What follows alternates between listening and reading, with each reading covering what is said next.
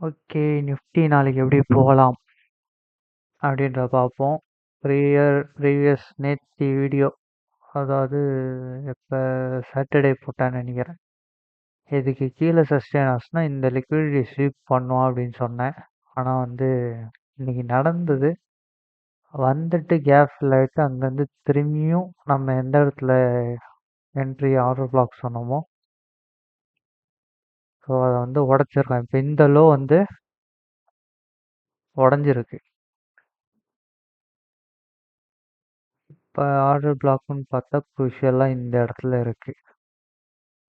In case நாளைக்கு market இதுக்குள்ளே open ஆச்சுன்னா இது வரைக்கும் போகுன்ற மாதிரி நான் பார்க்குறேன். இதுக்கு மேலே சஸ்டெயின் ஆச்சுன்னா திரும்பி 23,770லேருந்து 708 23,800 கூட போகலாம். எக்ஸாக்டாக சொல்ல முடியாது. ஆனால் இதுக்கு மேலே சஸ்டெயின் ஆச்சுன்னா இது வரைக்கும் போகிறதுக்கான பாசிபிள் அதிகமாக இருக்குது.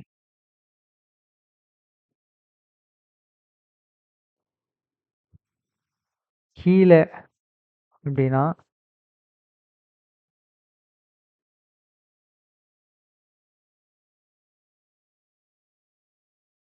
நிமிஷம்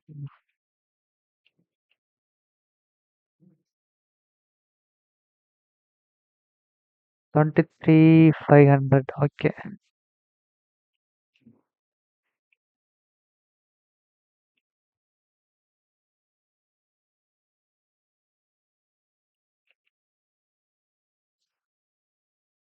இதுக்கு கீழே சஸ்டெயின் ஆகும்போது புட்டை ஃபோக்கஸ் பண்ணுறது பெட்டர்.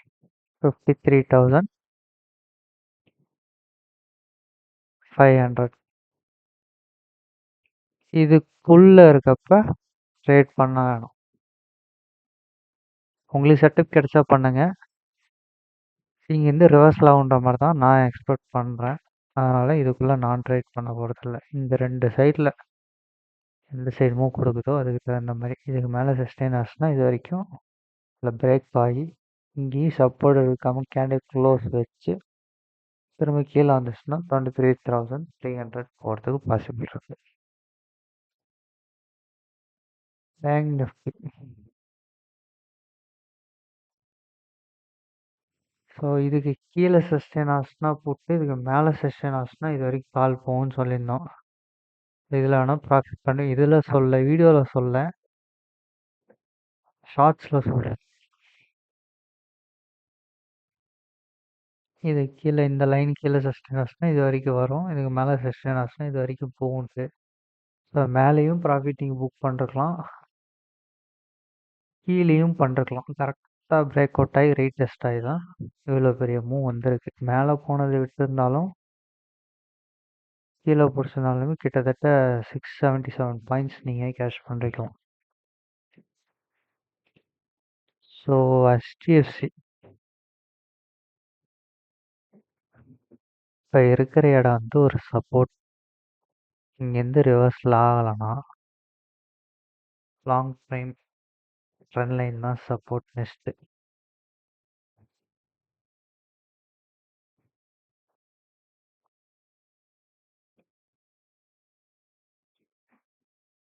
ஸோ இந்த லைன் சப்போர்ட் வரைக்கும் இப்போ ப்ரீவியஸ் ஹை சப்போர்ட் எடுக்க ட்ரை பண்ணுது. இந்த லோ உடைக்கிறப்ப இது வரைக்கும் வரும்.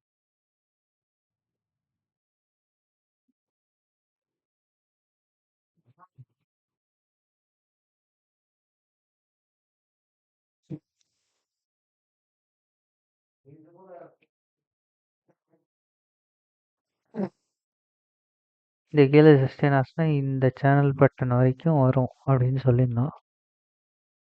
அது வரைக்கும் வந்துருச்சு. நாளைக்கு இதை சப்போர்ட்டை தட்டு திரும்ப இது வரைக்கும் மேலே போகலாம். ஸோ நாளைக்கு நான் பேரிஷ் மொமெண்டம்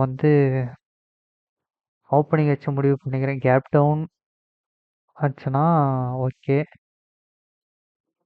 ஃபிக்ஸ் பண்ணிக்கலாம். டான்ஸோ அவனை பார்த்து முடிவு பண்ணிப்போம். டான்ஸோன்ற மாதிரி இவனே கேப் டவுன் தான் ஆயிருக்கான். ரிச்சா? இல்லையே. 1 ஹவர். ஓ, இவனே கேப் டவுன் தான் இருக்கான். எத்தனை பர்சன்டேஜ்?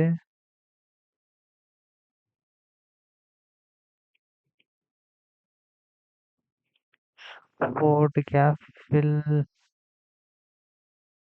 சேம் அதே இடம்.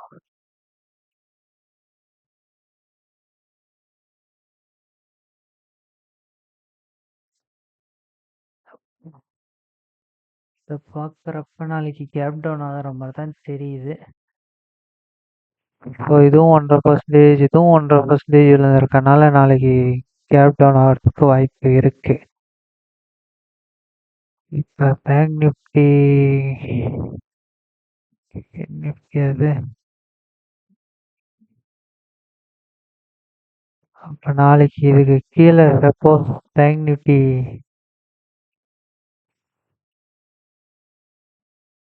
இதாச்சுன்னா இந்த இடம் வந்து ஒரு ரெசிஸ்டன்ட் ஆக்ட் ஆக ஆரம்பிச்சிடும்.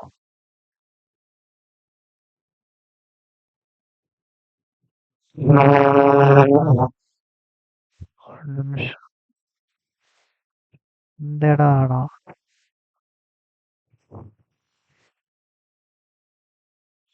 இந்த இடம் ஓகே.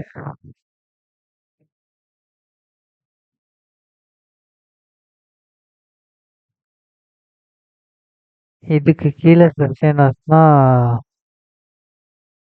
First support 50,300. ஸோ இங்கேருந்து கீழே வரதுக்கான வாய்ப்பு இருக்கு. இல்லை, நாளைக்கு வந்து இதுக்கு மேலே சஸ்டெயினர்ஸ்னா திரும்பி 51லேருந்து 51,380 வரைக்கும் போகிறதுக்கான வாய்ப்பு இருக்கு. நாளைக்கு வந்து பேங்க் நிஃப்டியோட வியூஸ் தான். எனக்கு தெரிஞ்சு நாளைக்கு கேப் டவுன்லேயே இதனுடைய டார்கெட்டே முடிச்சு விட்ருவாங்கன்னு நினைக்கிறேன். பார்ப்போம். 12 மணி வரைக்கும் இருக்குது, ரிக்கவர் ஆகுமான்னு தெரில, பார்ப்போம். ஆக்சிஸ் பேங்க் திரும்பியும் சேம் சப்போர்ட் எடுத்து கீழே விழுவாமல் இருக்குது. ஸோ நாளைக்கு இந்த சப்போர்ட்டை உடைச்சானா ஆக்சிஸ் பேங்க் கீழே விழுவான். ஐசிசி சொல்லையாச்சு. எஸ்பிஐ அவனுமே தான் நம்ம இந்த இடத்துல போட்டே வச்சுட்டான். ஒங்கிருதா ரெசிஸ்டண்ட்டை ரீடெஸ்ட் பண்ணுறதுக்கு. ஸோ நான் இதுக்கு நாளைக்கு இதுக்கு கீழே சஸ்டெயினர்ஸ்னால் இது ஒரு சப்போர்ட் ஆகும். அடுத்த சப்போர்ட் இங்கே தான் இருக்குது. ஸோ நாளைக்கு கேப் டவுன் ஆச்சு அப்படின்னா புட்டை ஃபோக்கஸ் பண்ணலாம். செட்டப் கிடைச்சானா ஃப்ளாட் ஓப்பனிங்கன்னா கால் சைட் போகிறதுக்கான வாய்ப்பு தான் அதிகமாக இருக்குது. பார்ப்போம் நாளைக்கு என்ன நடக்குதுன்னு.